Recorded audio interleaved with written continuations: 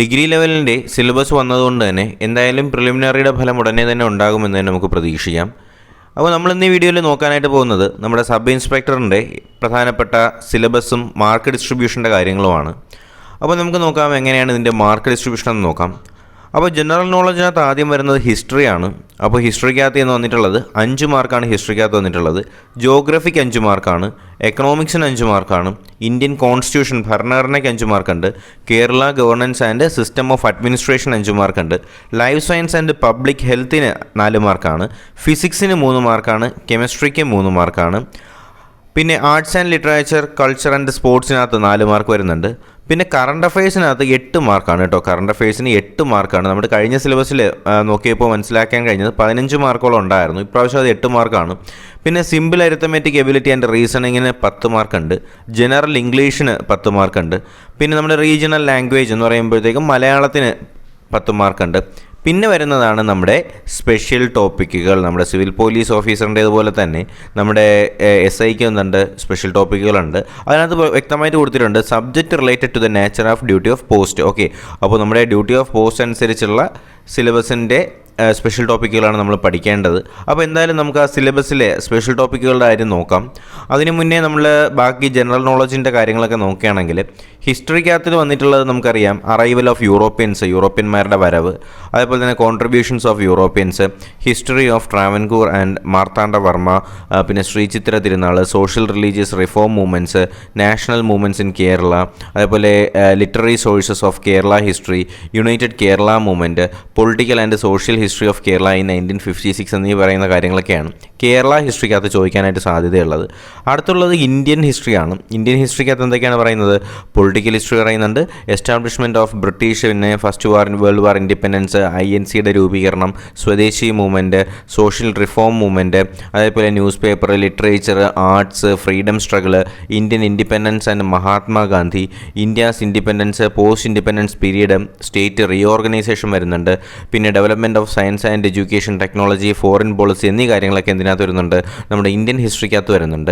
World ഹിസ്റ്ററിയിലോട്ട് പോവുകയാണെങ്കിൽ great revolution in England വരുന്നുണ്ട്, American world war of independence വരുന്നുണ്ട്, ഫ്രഞ്ച് റവല്യൂഷൻ വരുന്നുണ്ട്, റഷ്യൻ റവല്യൂഷൻ, ചൈനീസ്, പിന്നെ political history and social and second world war, UNO and other international ഓർഗനൈസേഷൻസും വരുന്നുണ്ട്. ജോഗ്രഫിക്ക് 5 മാർക്കാണ് ചോദിക്കുന്നത്. അതിനകത്ത് വരുന്ന എന്താണ്? ബേസിക് ജോഗ്രഫി, എർത്തിൻ്റെ സ്ട്രക്ചർ, അറ്റ്മോസ്ഫിയർ, റോക്ക്, പ്രഷർ, പിന്നെ ജോഗ്രഫിക്കൽ ഇൻഫർമേഷൻ സിസ്റ്റംസ്, സാറ്റലൈറ്റുകൾ, കാര്യങ്ങൾ, അങ്ങനെ ഒരുപാട് കാര്യങ്ങൾ നമ്മൾ ജോഗ്രഫിക്കകത്ത് വരുന്നുണ്ട്. ഇന്ത്യൻ ജോഗ്രഫി ചോദിക്കുന്നുണ്ട്, കേരള ജോഗ്രഫി ചോദിക്കുന്നുണ്ട്. എക്കണോമിക്സിന് 5 മാർക്കുണ്ട് കേട്ടോ. അത് വളരെ ഇമ്പോർട്ടൻ്റ് ആയിട്ട് നിങ്ങൾ ശ്രദ്ധിക്കേണ്ടതാണ്. അപ്പോൾ അതിനകത്ത് ഇന്ത്യൻ എക്കോണമി വരുന്നുണ്ട്, 5 year plan, economic reforms, planning commission, NITI Aayog, financial institution, agriculture, major crops, green revolution, minerals, അങ്ങനെ ഒരുപാട് GSTയുടെ കാര്യം വരുന്നുണ്ട്, അതേപോലെ GST ബെനിഫിറ്റ്സ് ഓഫ് GST വരുന്നുണ്ട്. അങ്ങനെ ഒരുപാട് കാര്യങ്ങൾ നമ്മുടെ എക്കണോമിക്സിനകത്തും വരുന്നുണ്ട്. പിന്നെ ഇന്ത്യൻ കോൺസ്റ്റിറ്റ്യൂഷനകത്ത് അറിയാമല്ലോ, നമ്മൾ സാധാരണ പഠിക്കുന്ന പോലെ തന്നെ 8 മാർക്കിന് പക്ഷേ ചോദിക്കുന്നുണ്ട്. അതുകൊണ്ട് കുറച്ചും കൂടി സീരിയസ് ആയിട്ട് കണ്ടുകൊണ്ട് ഇന്ത്യൻ കോൺസ്റ്റിറ്റ്യൂഷൻ കുറച്ച് ഇമ്പോർട്ടൻസ് കൊടുത്തുകൊണ്ട് തന്നെ പഠിക്കുക. ഒരുപാട് കാര്യങ്ങൾ നമ്മുടെ ഇന്ത്യൻ കോൺസ്റ്റിറ്റ്യൂഷനകത്ത് പറയുന്നുണ്ട്.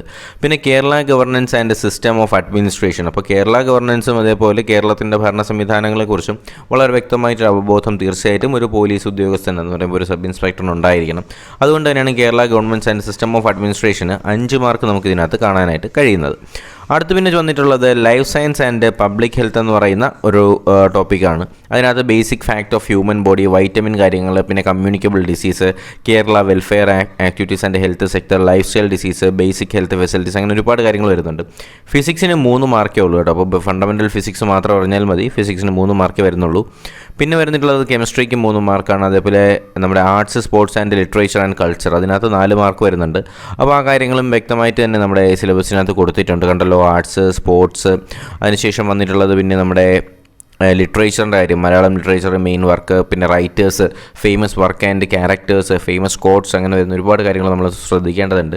പിന്നെ culture, important celebrations, Kerala culture, അങ്ങനെ ഒരുപാട് കാര്യങ്ങൾ നോക്കണം. കറണ്ട് അഫയേഴ്സിന് വരുമ്പോൾ എന്താണ് വരുന്നത്? 8 മാർക്ക് മാത്രമേ കറണ്ട് അഫയേഴ്സിന് വരുന്നുള്ളൂ. 8 മാർക്ക് മാത്രമേ എന്ന് പറയാൻ കഴിയില്ല, 8 മാർക്ക് വരുന്നുണ്ട്. ശ്രദ്ധിക്കേണ്ട കാര്യം തന്നെയാണ്. പിന്നെ simple arithmetic, mental ability and റീസണിങ്ങിന് 10 മാർക്കാണ് നമ്മൾ പറഞ്ഞതാണ്. അതിൽ സിമ്പിൾ അരിത്തമാറ്റിക്കിനകത്ത് 5 മാർക്ക് വരുന്നുണ്ട്. Profit and loss, simple compound interest, ratio, time and proportion, അതേപോലെ ടൈം ആൻഡ് വർക്ക്, ആവറേജ്, പിന്നെ laws of exponents, measurement, progression, അങ്ങനെ ഒരുപാട് കാര്യങ്ങൾ അതിനകത്ത് വരുന്നുണ്ട്. പിന്നെ വരുന്നത് മെൻ്റൽ എബിലിറ്റി ആൻഡ് റീസണിങ്ങിനകത്ത് സീരീസ്, പിന്നെ മാത്തമാറ്റിക്കൽ സയൻസ്, പിന്നെ odd number, mental ability, coding, decoding, അങ്ങനെ ഒരുപാട് കാര്യങ്ങൾ അതിനകത്ത് വരുന്നുണ്ട്. പിന്നെ ജനറൽ ഇംഗ്ലീഷിനകത്ത് 10 മാർക്കാണെന്ന് നമ്മൾ പറഞ്ഞു. അതിൽ ഇംഗ്ലീഷ് ഗ്രാമറിന് 5 മാർക്ക് കൊടുത്തിട്ടുണ്ട്, വൊക്കാബുലറിക്ക് 5 മാർക്ക് കൊടുത്തിട്ടുണ്ട്. പിന്നെ റീജിയണൽ ലാംഗ്വേജ് അറിയാലോ, മലയാളമാണ്. മലയാളത്തിന് 10 മാർക്ക് ചോദിക്കുന്നുണ്ട്. പിന്നെ നമ്മൾ ശ്രദ്ധിക്കേണ്ടതാണ് നമ്മുടെ സ്പെഷ്യൽ ടോപ്പിക്കുകൾ എന്ന് പറയുന്നത്.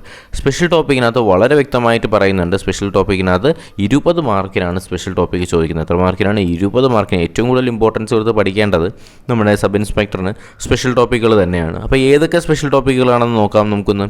ഡെഫിനിഷൻസ് ചോദിക്കുന്നുണ്ട്.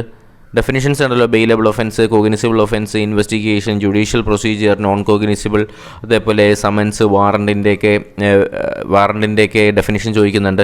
പിന്നെ അറസ്റ്റുമായിട്ട് ബന്ധപ്പെടുത്തിയിട്ടുള്ള കാര്യങ്ങൾ സെക്ഷൻ 41, 45, 41, 43, 44, 151 വരെയുള്ള കാര്യങ്ങൾ ചോദിക്കുന്നുണ്ട്. സമൻസുകളെയും വാറണ്ടുകളെയും കുറിച്ച് ചോദിക്കുന്നുണ്ട്. അതേപോലെ തന്നെ നമ്മുടെ സെക്യൂരിറ്റി പ്രൊസീജിയേഴ്സിനെ കുറിച്ച് ചോദിക്കുന്നുണ്ട്.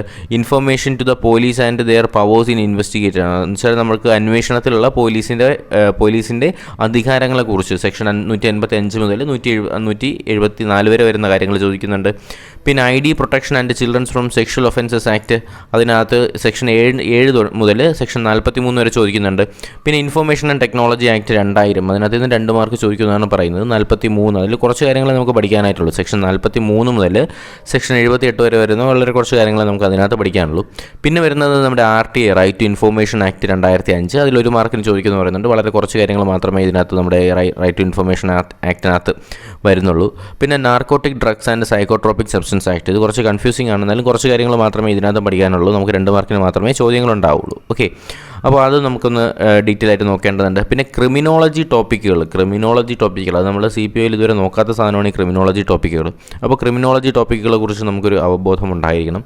അതിനുശേഷം വരുന്നത് Indian penal code, IPC section 1860 നിന്ന് 4 മാർക്കോളം ചോദിക്കാനായിട്ട് സാധ്യതയുണ്ട്. അപ്പോൾ ആ കാര്യങ്ങളും കുറച്ച് വ്യക്തമായിട്ട് നോക്കണം. ഒഫൻസസ് അഗെയിൻസ്റ്റ് പ്രോപ്പർട്ടി പോലുള്ള കാര്യങ്ങളൊക്കെ വളരെ വ്യക്തമായിട്ട് തന്നെ നമുക്ക് പഠിക്കേണ്ടതായിട്ടുണ്ട്. അപ്പോൾ എന്തായാലും ഇത്രയും കാര്യങ്ങളാണ് നമ്മുടെ സിലബസുമായിട്ട് ബന്ധപ്പെടുത്തിയിട്ട് നിങ്ങളോട് പറയേണ്ടത്. അപ്പോൾ IPCയിൽ നിന്ന് ഒരുപാട് ചോദ്യങ്ങൾ വരുന്നുണ്ട് കേട്ടോ, അപ്പോൾ നിങ്ങളൊന്ന് ശ്രദ്ധിക്കണം. പിന്നെ ഒഫൻസസ് അഗെയിൻസ്റ്റ് ബോഡി, അങ്ങനെ വരുന്ന ഒരുപാട് സെക്ഷൻസ് നമ്മളിതിൽ ഏകദേശമൊക്കെ നമ്മുടെ CPOയ്ക്കകത്ത് കവർ ചെയ്തതാണ്. എന്നാലും കവർ ചെയ്യാനായിട്ട് ഇനിയും ഒരുപാട് കാര്യങ്ങളുണ്ട്. അപ്പോൾ ഇന്ന് കൃത്യം 9 മണിക്ക് തന്നെ നമ്മുടെ CPOയുടെ ഒരു കംപ്ലീറ്റ് ക്ലാസ് വരുന്നുണ്ട്. 5.5 മണിക്കൂർ വരുന്ന ക്ലാസ്സാണ്. തീർച്ചയായിട്ടും നിങ്ങളെല്ലാവരും അതൊന്ന് കാണുക. നിങ്ങളുടെ മാർക്ക് നിശ്ചയിക്കാനായിട്ട് അല്ലെങ്കിൽ നിങ്ങളുടെ മാർക്കിന് ഒരുപാട് മുന്നിലേക്ക് എത്തിക്കാനായിട്ട് ആ ഒരു ക്ലാസ് നിങ്ങൾക്ക് തീർച്ചയായിട്ടും സഹായകരമാകും. നമ്മൾ ഏകദേശം കാര്യങ്ങളൊക്കെ അതിനകത്ത് കവർ ചെയ്യുന്നുണ്ട്. അപ്പോൾ തീർച്ചയായിട്ടും ആ ക്ലാസ് കാണുക. അതേപോലെ തന്നെ നിങ്ങൾ സുഹൃത്തുക്കൾ ആരെങ്കിലും ഈ പരീക്ഷകൾ എഴുതുന്നവരുണ്ടെങ്കിലോ അല്ലെങ്കിൽ ഇനി എഴുതാൻ താല്പര്യമുള്ളവർ ഉണ്ടെങ്കിലോ ഒക്കെ എന്ത് ചെയ്യുക, അവരിലേക്കും കൂടി ഈ ഒരു വീഡിയോ എത്തിച്ചു കൊടുക്കുക. അപ്പോൾ പുതിയൊരു വീഡിയോ നോട്ടിഫിക്കേഷനൊക്കെ ആയിട്ട് നമുക്ക് ഉടനെ തന്നെ കാണാം. അതുവരേക്കും എല്ലാവർക്കും ഗുഡ് ബൈ.